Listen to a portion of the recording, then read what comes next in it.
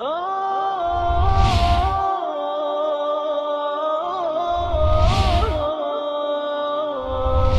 حامل القرآن.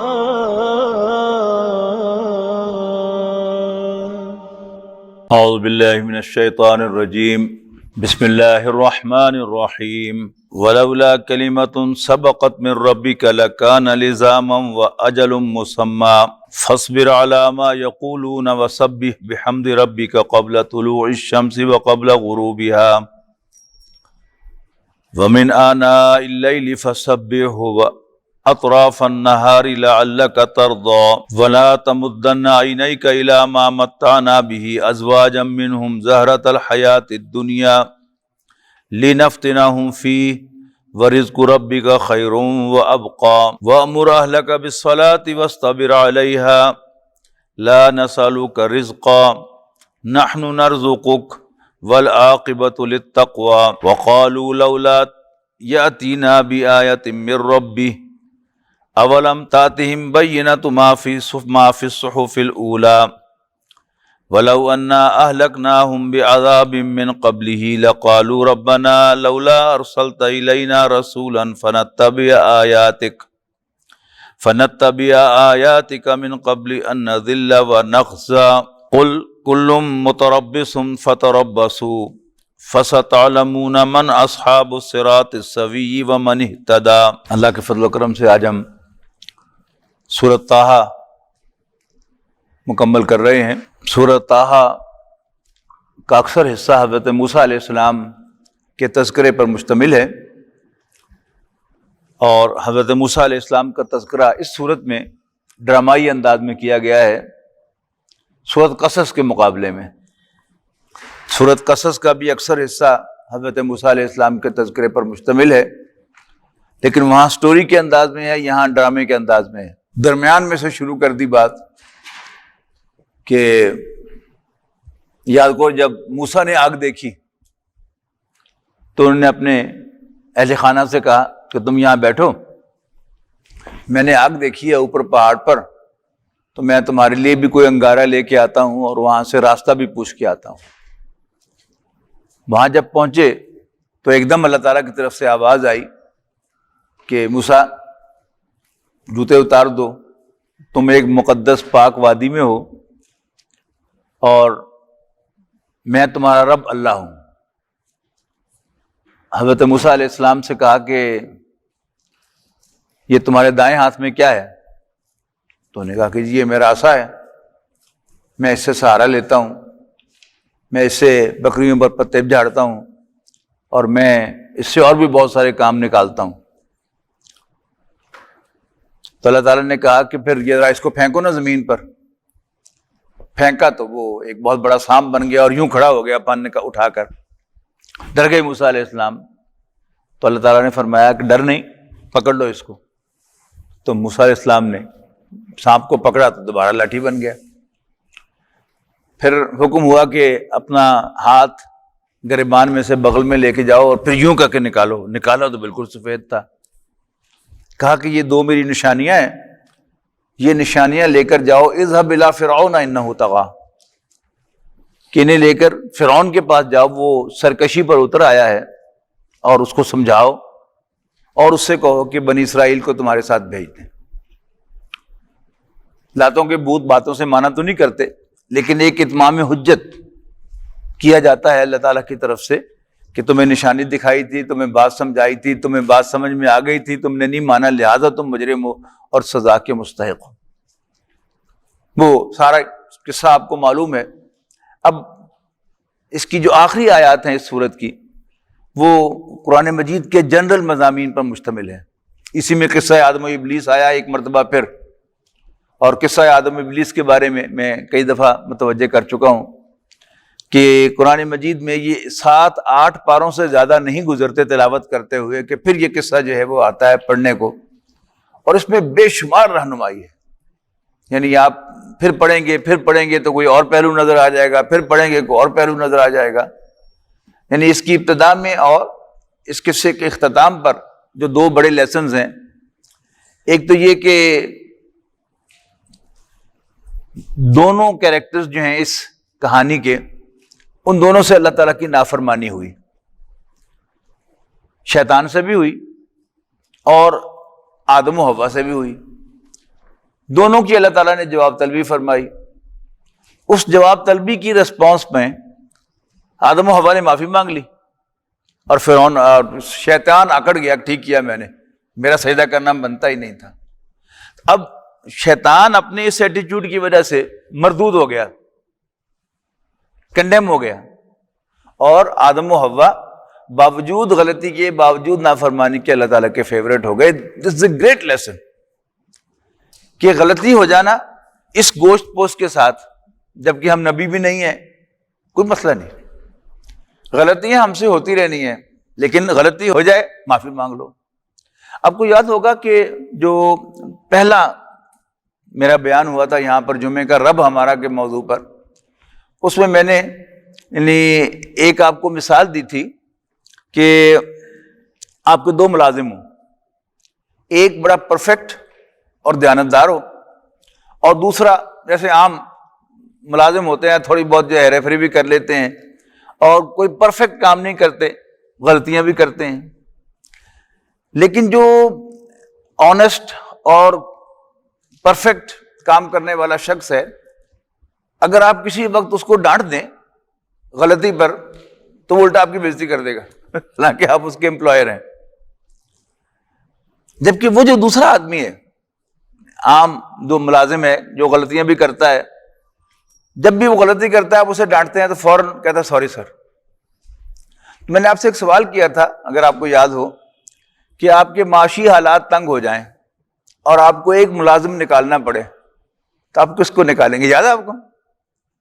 تو تقریباً آپ سب نے کہا تھا کہ جی وہ جو دیانتدار ہے اس کو نکالیں گے۔ حالانکہ کسی بھی شخص کی ضرورت کیا ہوتی ہے، کسی بھی امپلائر کی، کہ وہ ایک کمپیٹنٹ اور کریڈیبل آدمی کو لازم رکھے، لیکن وہ کریڈیبلٹی اور وہ کمپیٹنس کہ جس میں بدتمیزی بھی شامل ہو، وہ کبھی گوارا نہیں ہوتی۔ تو شیطان نے چونکہ وہ کردار اختیار کیا۔ دوسرا اس میں ایک اور میسج تھا قصہ آدم و ابلیس میں، وہ یہ کہ جب بھی آپ کسی کو آؤٹ آف دی وے نوازیں گے تو کامن سینس کیا کہتی ہے کہ چونکہ اس کو out of the way favour دیا ہے تو اب یہ بھی آؤٹ آف دی وے مجھے وفاداری دکھائے گا، لیکن ایسا ہوتا نہیں ہے۔ اللہ تعالیٰ نے شیطان کو آؤٹ آف دی وے نوازا، وہ جن تھا، اسے پروموٹ کر کے فرشتوں میں شامل کیا، اور اس کے علم کی وجہ سے، علم کمپیٹنس ہے نا، اور اس کے ذکر اذکار کی وجہ سے، اللہ تعالیٰ کو بہت زیادہ یاد کرنے کی وجہ سے اس کو فرشتوں کا استاد مقرر کیا۔ لیکن چاہیے تو یہ تھا کہ باقی فرشتوں کے مقابلے میں وہ زیادہ وفادار اور شکر گزار ہوتا، لیکن ایسا ہوتا نہیں ہے۔ آپ اپنی زندگی میں یعنی ایک طائرانہ نظر ڈالیں اپنی زندگی پر کہ جتنے بھی آپ کے سبارڈینیٹس ہوں، ملازمین ہوں، جن پر آپ نے غیر معمولی احسان کیا، تو کیا آپ کو اس کا جواب یہی نہیں ملا؟ تو اگر ہم قرآن مجید سے رہنمائی لیں تو پھر ہمیں پہلے پتا ہونا چاہیے کہ میں اللہ کو راضی کرنے کے لیے اس کو فیور دے رہا ہوں، لیکن یہ مجھے کوئی اچھا رسپانس نہیں دے گا، اور وقت آئے گا تو یہ الٹا ہو کے میرے سامنے آئے گا۔ یہی معاملہ حضرت عائشہ رضی اللہ تعالی عنہا پر جب تہمت لگی تو حضرت ابوبکر صدیق رضی اللہ تعالیٰ عنہ کا ایک بھانجا تھا جس پر حضرت ابوبکر کے بہت احسانات تھے۔ اچھا، اب جیسے ہوتا نا کہ اگر کسی خاندان میں ایک ایسا کوئی معاملہ پیش آ جائے تو خاندان کا کوئی آدمی بالکل جو اندر کا ہوتا ہے وہ اس موقع کو غنیمت جان کر اس کو ہوا دے رہا ہوتا ہے کہ ہاں ایسے ہی تھا، وہی کردار اس نے ادا کیا۔ تو حضرت ابوبکر کو غصہ آیا، تو حضرت ابوبکر نے قسم کھا لی کہ جسے میں اپنے محاورے میں کروں کہ ایسے کہنا میں حرامدہ ہوں، مجھے مڑ کے تیری کو مدد کر جے مت، یعنی اس طرح کی کوئی قسم کھائی۔ یعنی حضرت ابوبکر کے شان تو یہ الفاظ نہیں ہیں، لیکن میں اپنے محاورے میں آپ کو سمجھانے کے لیے کہہ رہا ہوں کہ ہم ایسا انداز اختیار کرتے ہیں۔ تو باقاعدہ سورہ نور میں حکم آیا ہے کہ جو صاحب خیر لوگ ہیں انہیں نہیں چاہیے کہ قسم کھا لیں کہ آئندہ وہ کوئی نیک کام نہیں کیا کریں گے۔ تو باقاعدہ اس حکم کی روشنی میں حضرت ابوبکر رضی اللہ تعالیٰ عنہ نے اس قسم کا کفارہ ادا کیا، اور پھر دوبارہ ظاہر ہے کہ اس کو فیور سے نوازتے رہے، لیکن ایک بڑا زبردست لیسن تھا قصہ آدم و ابلیس میں، وہ یعنی اس کے آغاز سے یہ لیسن جو ہے موجود ہے کہ اللہ تعالیٰ نے غیر معمولی اس پر احسانات فرمائے لیکن اس پر رسپانس دیا۔ تو چونکہ قرآن مجید کتاب ہدایت ہے، یہ راستہ دکھاتا ہے، اور ہدایت کے اتنے پہلو ہیں کہ جن کو گنا نہیں جا سکتا۔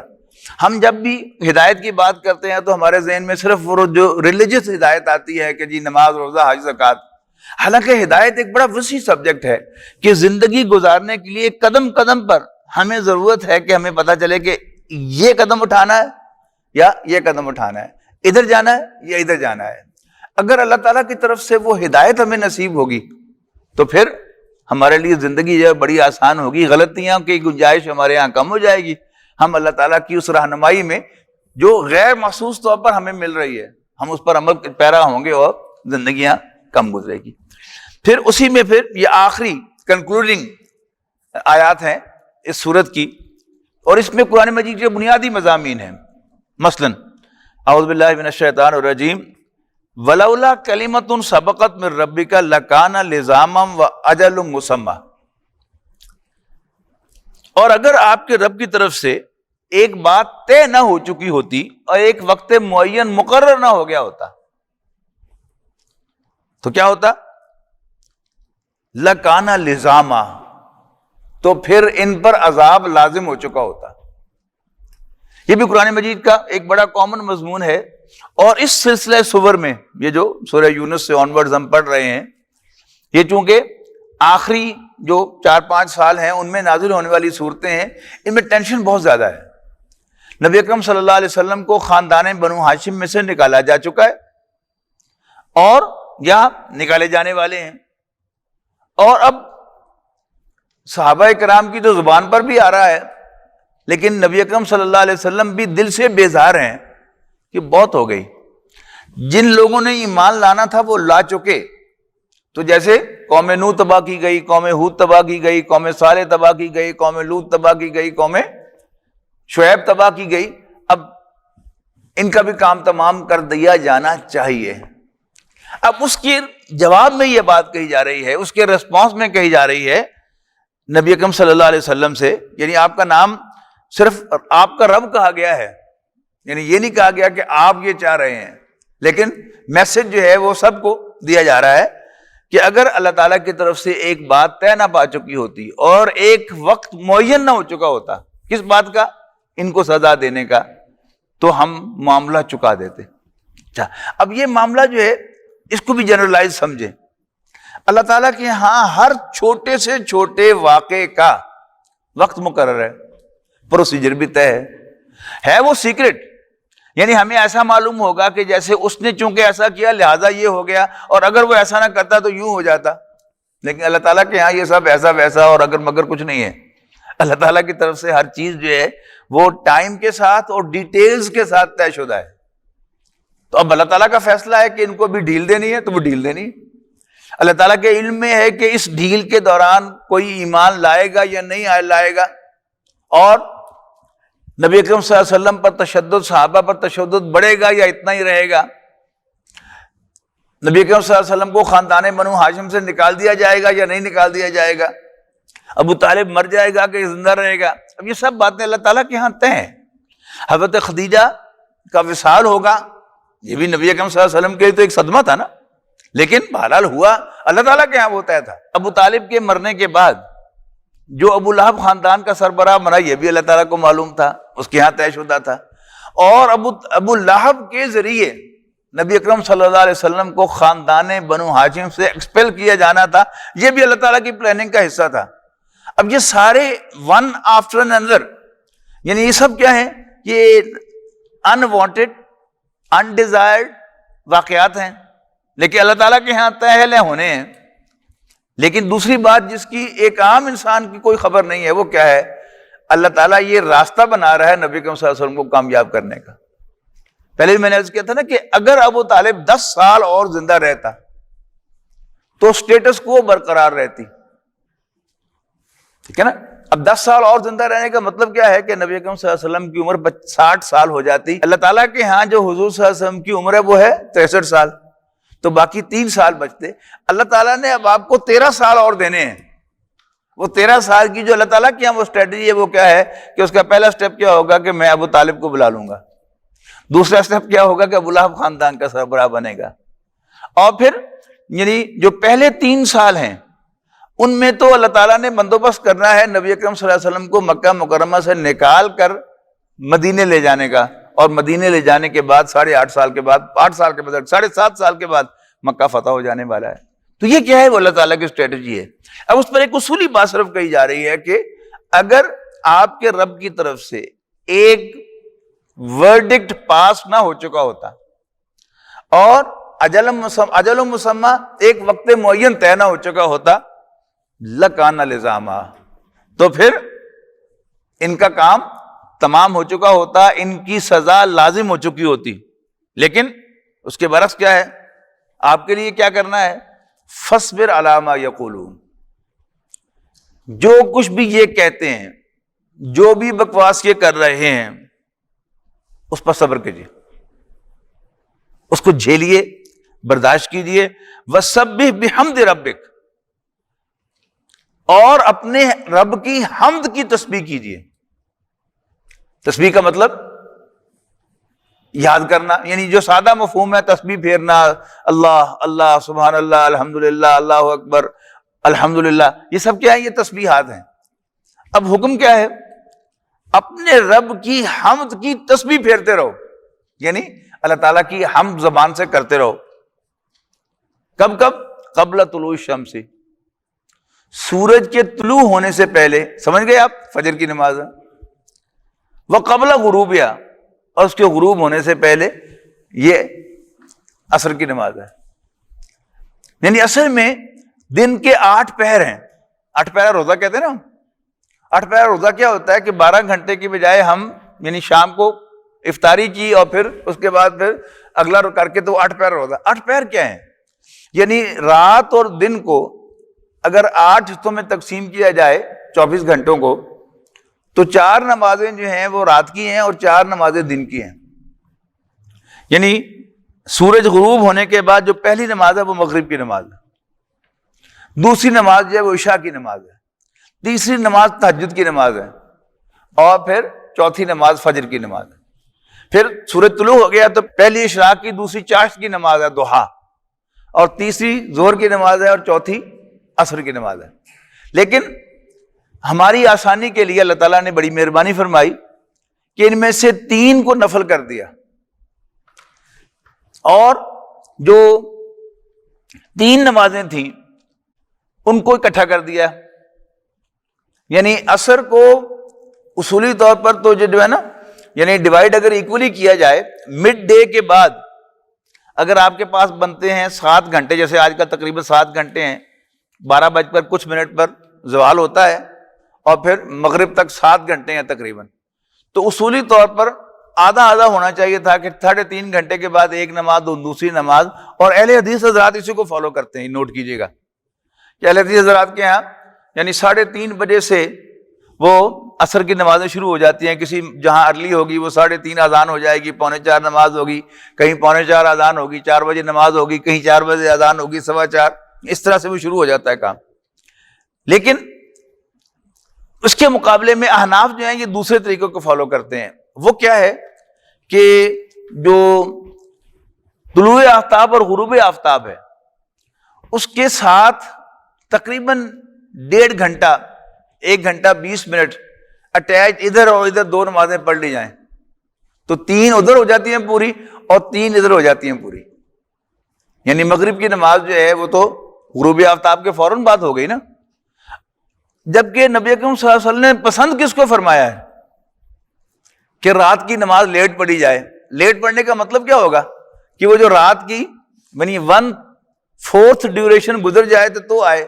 اس لیے کہ ایک حدیث ہے کہ نبی اکرم صلی اللہ علیہ وسلم نے ارشاد فرمایا لولا ان اشق علی امتی لامرتم بتاخیر العشاء وبالسواک عند کل صلاۃ، او کما قال، کہ اگر مجھے اپنی امت پر تنگی کا سختی کا اندیشہ نہ ہوتا تو میں انہیں عشاء کی نماز لیٹ پڑھنے اور ہر نماز کے ساتھ مسواک کرنے کا حکم دیتا۔ یعنی آئیڈیل ٹائم وہ ہے، لیکن خود نبی اکرم صلی اللہ علیہ وسلم نے ارلی پڑھائی ہے، کیوں پڑھائی ہے؟ اور اس پر سب کا اتفاق ہے. یعنی ہمارے ہاں اہل حدیث حضرات کی جو عشاء کی نماز ہے اس میں اور احناف کی نماز میں 15 منٹ کا فرق ہے، لیکن آئیڈیلی اسپیکنگ تو پھر اس حساب سے وہ مڈ نائٹ کے قریب جا کے ہونی چاہیے، ایک تہائی رات گزار کر، لیکن آسانی کے لیے. اسی طرح یعنی تہجد کی نماز جو ہے اس کو لازم نہیں کیا کہ وہ ختم ہو جائے مڈ نائٹ کے قریب قریب، یعنی 2 تہائی رات گزرنے یا 3 تہائی رات گزرنے کے بعد، یعنی اس کو فجر تک، ڈان تک لے کے جایا گیا، اور پھر ڈان ہوتے ہی فجر اور سورج کے طلوع ہونے کے فوراً بعد اشراق، اور پھر اس کو مڈ ڈے کے بعد نہیں کیا گیا. حالانکہ اصولی طور پر تو چاہیے نا کہ یہ جو مڈ مارننگ ہے اس کے بعد وہ شروع ہو، لیکن آپ دیکھ لیں اس کا کیلنڈر جو ہے وہ آپ کے پاس جو لگا ہوا ہے اس میں جو چاشت کا وقت ہے وہ تقریباً اشراق کے وقت کے 1.25 گھنٹے کے بعد ہے، آسانی کے لیے. اچھا، یہ جو نفل کی گئی نمازیں یہ کیوں کی گئی اس کو بھی سمجھ لیں کہ عشاء کی نماز کو آسانی کے لیے ارلی کر کے رات کو ایک لمبا سپین دیا آرام کرنے کے لیے. عشاء جلدی پڑھ لی اور پھر تہجد کو نفل کیا تاکہ آرام کا موقع مل جائے. اور جو دینی اعتبار سے، دینی مزاج کے اعتبار سے جو کام کا وقت ہے وہ فجر کے بعد شروع ہو جاتا ہے. یعنی جو روایتی وقت ہے، آپ کسانوں کو دیکھیں کہ وہ فجر سے پہلے کھیت میں چلے جاتے ہیں اور سورج کی تپش سے پہلے پہلے وہ پورا کھیت کا حل چلا چکے ہوتے ہیں، وہ پورا جو ایک سپیل ہے اس کو گزار لیتے ہیں سورج کی تپش سے پہلے. تو آئیڈیل وقت جو کام کا ہے، معاش کا ہے، وہ فجر کی نماز سے لے کر ظہر تک. لہذا اس میں جو 2 نمازیں آتی تھیں اشراق اور چاشت، ان دونوں کو بھی نفل کر دیا.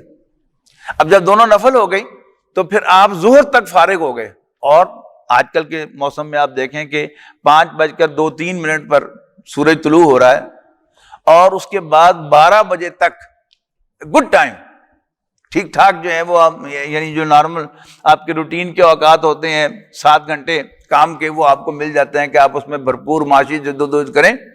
اور پھر جو ہی دن ڈھلے تو آپ جو ہیں وہ اپنا وہ کام سمیٹ لیں، سمیٹ کر پھر عصر کے بعد جو ہے وہ پھر اللہ کا وقت شروع ہو جائے گا کہ عصر پڑھیں گے، پھر 1 گھنٹہ 20 منٹ یا 1.25 گھنٹے 1.5 گھنٹے کے بعد پھر آپ مغرب پڑھیں گے، مغرب کے بعد عشاء پڑھیں گے. اب آپ آرام کریں رات کو، اور پھر اللہ ہمت دے تو تہجد پہ اٹھیں، ورنہ فجر جو ہے اس کو فرض کیا گیا ہے. یہ ہے سر نمازوں کا پورا نظام. اچھا، اس نظام کے جو چھوٹے چھوٹے گلمپس ہیں وہ مختلف آیات میں آتے ہیں، لیکن ان کا ریگولر نظام جو ہے وہ آپ کو سنت سے ملتا ہے کہ نبی اکرم صلی اللہ علیہ وسلم نے یہ 5 نمازیں جو ہیں یہ فرض کی ہیں. قرآن مجید میں 5 کی فکر کہیں نہیں ہے، لیکن ساری نمازوں کا ذکر ہے. کہیں آپ کو عشاء کا ذکر مل جائے گا، کہیں فجر کا ذکر مل جائے گا، کہیں عصر کا ذکر مل جائے گا، کہیں مغرب کا. 2 تک کا تو یہاں مل گیا آپ کو کہ قبل طلوع الشمس و قبل غروبها، سورج کے طلوع ہونے سے پہلے اور غروب ہونے سے پہلے. تو فجر کا اور عصر کا ذکر جو ہے وہ یہاں مل گیا. وَمِنْ آنَاءِ اللَّيْلِ، اور رات کے کچھ اوقات میں بھی فسبح، اللہ کی حمد کرو، اللہ کی تسبیح کرو. وَأَطْرَافَ النَّهَارِ، اور دن کے مختلف حصوں میں. لَعَلَّكَ تَرْضَىٰ، تاکہ آپ راضی ہو جائیں. جب انسان اللہ تعالیٰ کو یاد کرتا ہے تو انسان کی ٹینشن جو ہے وہ ختم ہو جاتی ہے. اس کو معلوم ہوتا ہے کہ نہیں، میں اکیلا نہیں ہوں، میرے ساتھ میرا رب ہے جو میرے کاموں کو سنبھال لے گا. یہ مشکل پیش آ رہی ہے لیکن وہ ٹھیک کر لے گا، یہ پرابلم پیش آ رہی ہے وہی جانتا ہے کہ اس نے کیوں کیا ہے. اللہ تعالیٰ کے ساتھ جو ایک قلبی رابطہ ہے وہ انسان کو راضی رکھتا ہے، اس کی ٹینشن جو ہے اس کو ریلیو کرتا ہے. وَلَا تَمُدَّنَّ عَيْنَيْكَ إِلَىٰ مَا مَتَّعْنَا بِهِ أَزْوَاجًا مِّنْهُمْ، اور آپ کی نگاہیں نہ اٹھیں ان چیزوں کی طرف جو ہم نے ان میں سے کئی لوگوں کو عطا کی ہیں، دی ہیں، فراہم کی ہیں. وہ کیا ہیں؟ دنیاوی مال و اسباب. یعنی اگر آپ سے کاشتکاری کے پیشے سے وابستہ ہیں تو آپ کو نظر آتا ہے کہ جی میرے پاس جو ہیں وہ 4 ایکڑ زمین ہے، اس کے پاس 10 ایکڑ ہے، میرے پاس 4 مربع ہیں اور اس کے پاس 20 مربع ہیں. یہ کیا ہے؟ اس کو زیادہ نعمتوں سے نوازا ہے. آپ کاروباری آدمی ہیں تو آپ کو معلوم ہوتا ہے کہ آپ کے کاروبار کا حجم اتنا ہے لیکن اس دوسرے کے کاروبار کا حجم جو ہے وہ اتنا ہے. آپ کسی بھی پیشے سے متعلق ہیں، کوئی ڈاکٹر ہے تو وہ یہ سمجھتا ہے کہ جی میرا تو ایک ہی کلینک ہے لیکن وہ میرا کلاس فیلو یہ ہے، مجھ سے جونیئر ہے، وہ 4 کلینک چلا رہا ہے. اب یہ کیا ہے؟ یعنی انویس ہونا، یعنی اس کا جو ہلکا لفظ کیا ہے؟ رش کرنا. اور ہارڈ لفظ کیا ہے؟ حسد کرنا. ہے چیز ایک ہی. باقاعدہ حدیث میں تو یعنی جسے ہم عام طور پر رش کہتے ہیں اس کو بھی حسد ہی کہا گیا ہے. ایک بڑی خوبصورت حدیث ہے کہ لا حسد الا لاثنین، کسی کے لیے حسد نہیں ہو سکتا مگر 2 آدمیوں کے لیے. ایک وہ کہ جس کو اللہ نے مال عطا کیا اور وہ صبح و شام دن رات اس میں سے خرچ کرتا رہتا ہے، یہ قابل رشک آدمی ہے. حدیث میں لفظ حسد کا ہے، اس سے حسد کیا جا سکتا ہے. اور ایک وہ شخص جس کو اللہ نے قرآن کی دولت عطا کی، یعنی حفظ کروایا قرآن اس کو، اور وہ دن رات اس کی تلاوت کرتا رہتا ہے، وہ کھڑا ہو کر اس کو پڑھتا رہتا ہے نماز کے اندر، تو یہ بھی اس قابل ہے کہ اس سے رش کیا جائے، اس سے حسد کیا جائے. باقی کسی اور سے حسد کی اجازت نہیں ہے. تو منع فرمایا گا یہاں پر کہ جو بھی نعمتیں ہم میں ان میں سے کچھ کو عطا کی ہیں. میں تو آپ کو مثال دی نا کہ ایک کاشتکار ہے، وہ یہ سمجھتا ہے کہ جی میرے پاس 4 پیلیاں ہیں تو اس کے پاس 8 کیوں ہیں، میرے پاس 4 مربے ہیں اس کے پاس 20 کیوں ہیں.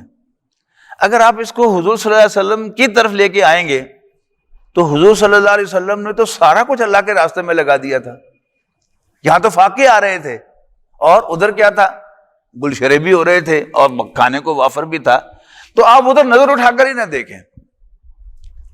یعنی انسان کی ایک نیچرل ٹینڈنسی ہے نا کہ اگر کوئی شخص جو ہے اس کے پاس مہران ہے تو ذرا اچھی گاڑی گزرے گی تو وہ ذرا للچائی ہوئی نظروں کے ساتھ اس کو دیکھے گا. یہاں جو کہا گیا نا کہ تم نظر اٹھا کر نہ دیکھو، یہ اس کی جڑ سے پکڑا گیا ہے کہ جو بھی نعمتیں ہیں ان کی طرف تم نظر ہی نہ کرو، بے نیازی کے ساتھ ان کے پاس سے گزر جاؤ. کہ جب جو ہے ادھر ادھر سے دیکھے گا تو پھر ایک طبیعت کے اندر ایک رجحان پیدا ہوگا کہ وہ میرے پاس بھی ایسی چیز ہو. یعنی اس کی جڑ کیا ہے؟ دیکھو ہی نا ادھر. اللہ تعالیٰ نے جو کچھ ادا کیا ہے اس پر اللہ تعالیٰ کے شکر ادا کرتے رہو. ان کو کیا کہا؟ ازواجا منہم زہرۃ الحیات الدنیا، یہ چمک دمک ہے دنیاوی زندگی کی. کیوں ہے؟ لنفتنہم فیہ، تاکہ ہم اس میں ان کو آزمائیں. یہ بھی قرآن مجید کے بڑے بنیادی مضامین میں سے ہے. سورۃ ملک کا آغاز ہوتا ہے نا، تبارک الذی بیدہ الملک وہو علی کل شیء قدیر. بابرکت ہے وہ ذات کے جس کے ہاتھ میں بادشاہی ہے اور وہ ہر چیز پر قادر ہے.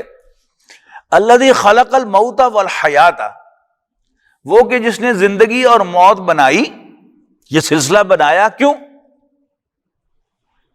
لیبلوکم ایکم احسن عملا، تاکہ وہ تمہیں آزمائے کہ تم میں سے اچھے عمل کرنے والا کون ہے. اب یہی مضمون سورہ کہف کے آغاز میں کیسے آیا؟ انا جعلنا ما علی الارض زینۃ لہا، زمین پر جو کچھ ہے یقیناً ہم نے اس کو زمین پر رہنے والوں کے لیے یا زمین کے لیے بڑا پرکشش بنایا ہے. یعنی زمین پر یہ پہاڑ، یہ دریا، یہ ہریاول نہ ہوتی تو اس کا کوئی حسن ہوتا. تو زمین کے لیے پرکشش بنایا یہ بھی ٹھیک ہے، اور ان کے لیے پرکشش بنایا ہے یہ بھی ٹھیک ہے. کیوں بنایا ہے پرکشش؟ لنبلوہم، تاکہ ہم انہیں آزمائیں ایہم احسن عملا، کہ ان میں سے اچھے عمل کرنے والا کون ہے. تو اے نبی، آپ اپنی نگاہوں کو نہ اٹھائیں، اپنی آنکھوں کو نہ اٹھائیں ان چیزوں کی طرف کہ جن سے ہم نے ان کو فائدہ پہنچایا ہے. طرح طرح کی چیزیں جو ہم نے ان کو دی ہیں، زہرۃ الحیات الدنیا، اور یہ چمک دمک دنیاوی زندگی کی ہے. یا یوں بھی ترجمہ کیا جا سکتا ہے کہ دنیاوی زندگی کی چمک دمک بنا کر. کیوں بنایا؟ لنفتنہم فی، تاکہ ہم انہیں آزمائیں. ورزق ربک خیر وابقی، البتہ آپ کے رب کا عطا کرتا رزق بہتر بھی ہے، باقی رہنے والا بھی. اچھا، یہ بھی جب قرآن مجید میں مضمون آتا ہے تو یہ ہمیشہ یاد رکھیے گا کہ یہ آخرت کا ذکر ہوتا ہے، کہ آخرت میں جس بھی نعمت سے اللہ تعالیٰ نوازے گا اس کو ودرا نہیں کرے گا. جو ایک دفعہ جنت میں داخل ہو گیا وہ ہمیشہ ہمیشہ کے لیے داخل ہوگا. تو تم اس کی فکر کرو.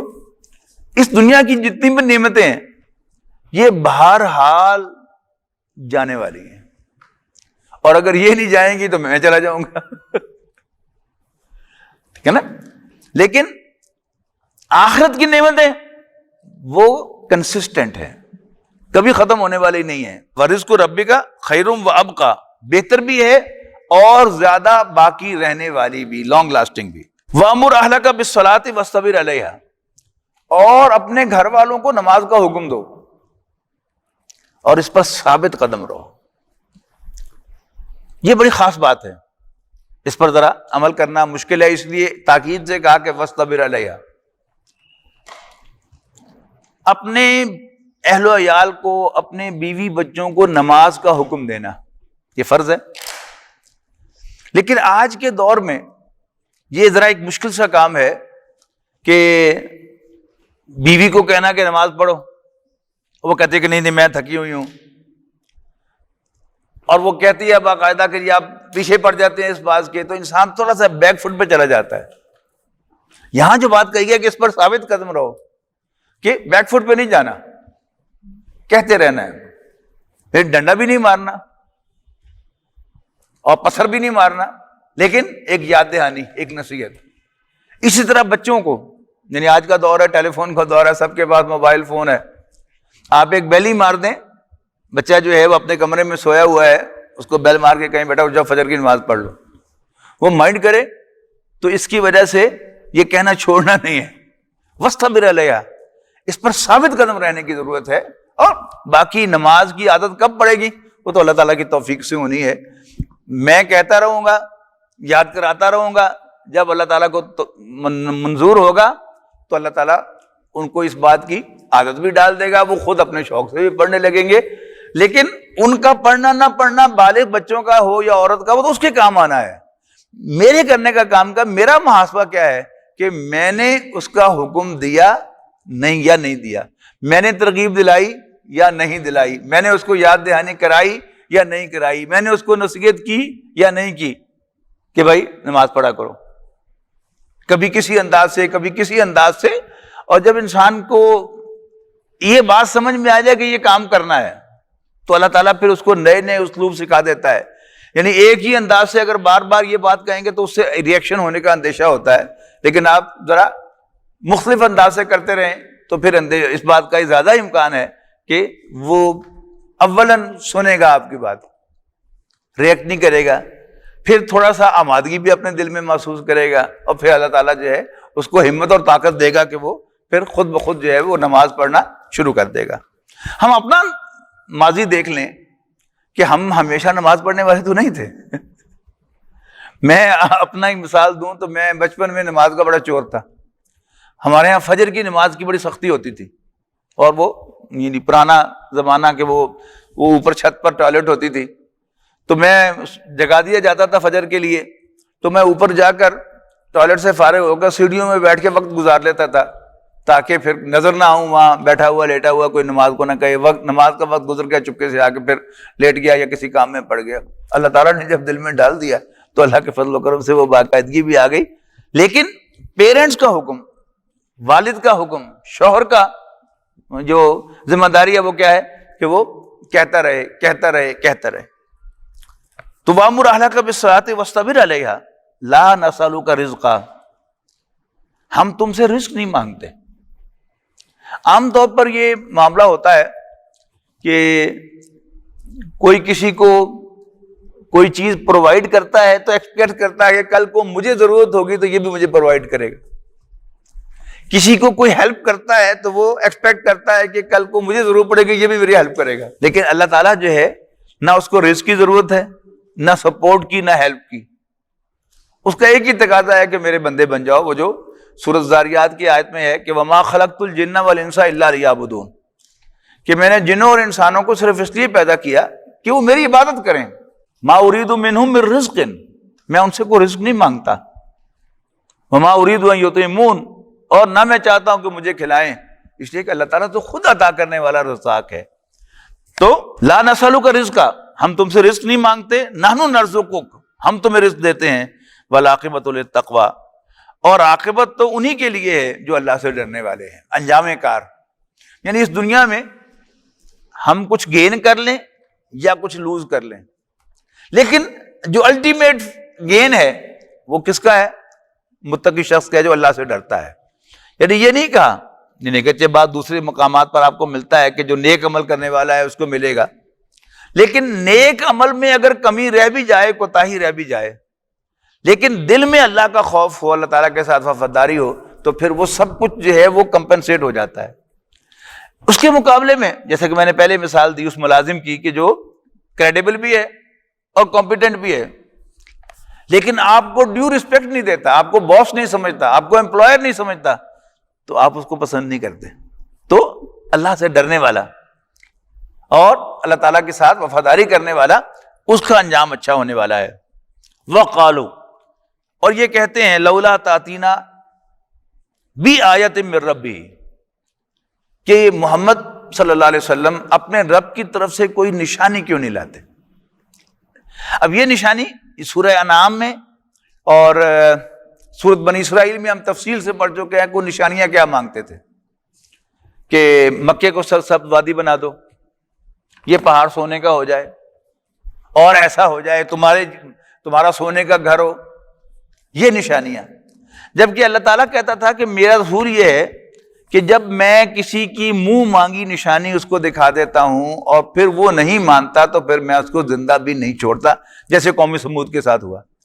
یعنی قوم سمود نے تو کہا تھا کہ نہ صالح یہ نشانی دکھائے گا نہ ہم مانیں گے، لیکن صالح علیہ السلام نے دعا کی، اللہ تعالیٰ نے وہی کر کے دکھا دیا کہ پہاڑ میں سے ایک اونٹنی برآمد ہو گئی اور آتے ہی اس نے بچے کو جنم دے دیا۔ ماننا تو انہوں نے تھا نہیں، لہذا کیا ہوا؟ عذاب سے دو چار ہوئے۔ اب وہی بات یہاں کہی جا رہی ہے کہ یہ کہتے ہیں لو لا یاتینا بآیۃ من ربہ، یہ یعنی محمد صلی اللہ علیہ وسلم اپنے رب کی طرف سے ہمارے پاس کوئی نشانی کیوں نہیں لاتے؟ اب اس کا جواب دیا جا رہا ہے اولم تاتہم بینۃ ما فی الصحف الاولی، کیا ان کے پاس نہیں آئیں روشن نشانیاں جو پچھلے صحیفوں میں تھیں؟ یعنی پچھلے صحیفوں میں تحویل قبلہ کی نشانی ہے، اور عیسائی راہب نبی اکرم صلی اللہ علیہ وسلم کو پہچان رہے ہیں کہ یہ وہ شخص ہے کہ جو آخری نبی بننے والا ہے۔ تورات میں، انجیل میں، یعنی یہ جو وید ہیں ہندوؤں کے، ان میں ڈاکٹر ذاکر نائک نے نکال کر دکھا دی کہ یہ دیکھو یہ حضور صلی اللہ علیہ وسلم کا تذکرہ ہے، یہ دیکھو حضور صلی اللہ علیہ وسلم کا تذکرہ ہے۔ اور بائبل میں شیخ احمد دیدات رحمہ اللہ تعالیٰ نے وہ نشانیاں نکال کے دکھا دی۔ تو کیا یہ نشانیاں کہ جو ان کے صحیفوں کے اندر موجود ہیں نبی اکرم صلی اللہ علیہ وسلم کے بارے میں، یہ نشانیاں کافی نہیں ہیں؟ عافیت کیا ہے کہ وہ ان نشانیوں کو مان لیں اور حسی معجزوں کا تقاضا نہ کریں، تو اس میں ان کے لیے عافیت ہے، ورنہ عذاب آئے گا فوراً۔ اب ایک کوشچن ہے یہاں پر کہ اللہ تعالیٰ کے تو علم میں ہے کہ انہوں نے ماننا نہیں ہے۔ قوم سمود کے بارے میں بھی پتا تھا، قوم نوح کے بارے میں پتا تھا، اور قوم عاد کے بارے میں پتا تھا، لیکن پھر اللہ تعالیٰ نے اتنا وقت کیوں لگایا کہ نبیوں کو بھیجا اور پھر ٹائم دیا کہ تاکہ وہ ان کے ساتھ نیگوشیٹ کریں، بات کریں، بات سمجھائیں؟ اللہ کا تو پتا تھا انہوں نے ماننا نہیں ہے۔ اس کا جواب دیا جا رہا ہے وَلَوْ أَنَّا أَهْلَكْنَاهُمْ بِعَذَابٍ مِّن قَبْلِهِ، اور اگر ہم انہیں ہلاک کر دیتے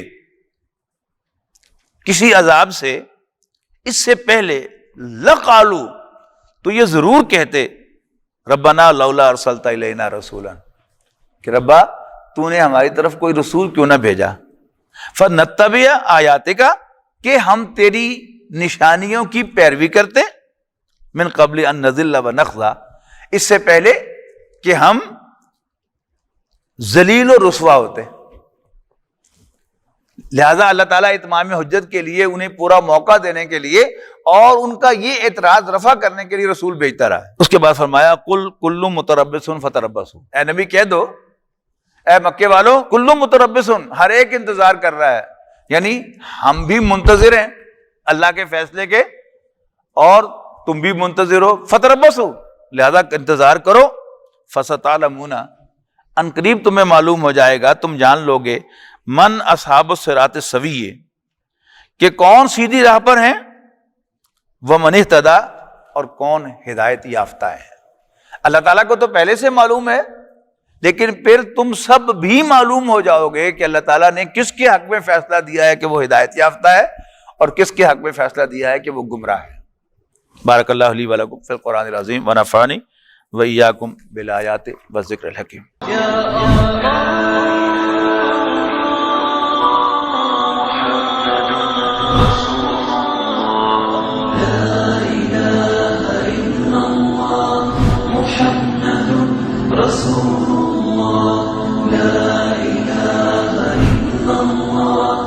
محمد رسول